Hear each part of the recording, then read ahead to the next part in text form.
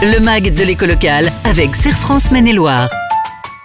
Serre France, entreprendre ensemble. Bienvenue pour ce nouveau rendez-vous du MAG de l'économie locale avec le Serre France Maine-et-Loire et Michel Besançon, son directeur général. Bonjour Michel. Bonjour Laurent.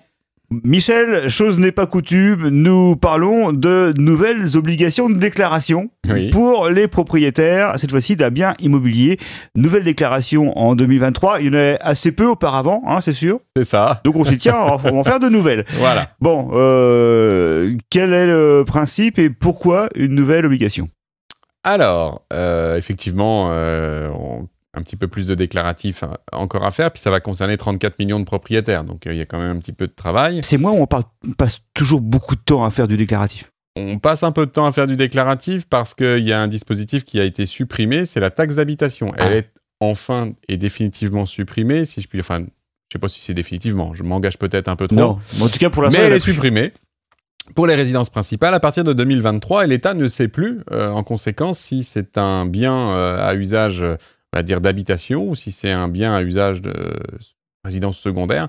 Et comme le dispositif, c'est l'exonération des résidences principales, elle a besoin de savoir quel est l'usage, et donc il faut qu'il y ait une déclaration avant le 1er juillet 2023 de l'ensemble des propriétaires des biens pour savoir quel est l'usage réel de votre bien. Alors, comment on procède ? Alors, comment on procède ? On va tout simplement sur son impôt.gouv préféré, avant cette date du 1er juillet. Il y a un service en ligne qui s'appelle « Gérer mes biens immobiliers » à partir donc, de l'espace personnel ou professionnel, puisqu'un bien peut aussi être détenu par une entreprise. Et donc, il faut tout simplement remplir cette déclaration sous peine, en revanche, en cas de non-déclaration, d'avoir un montant forfaitaire de taxation de 150 € par local qui n'aura pas été appliqué. Autant le faire plus tôt. Je pense que c'est mieux de le faire plus tôt. Je pense qu'il y aura peut-être un peu de tolérance parce qu'on a le droit de ne pas être au courant.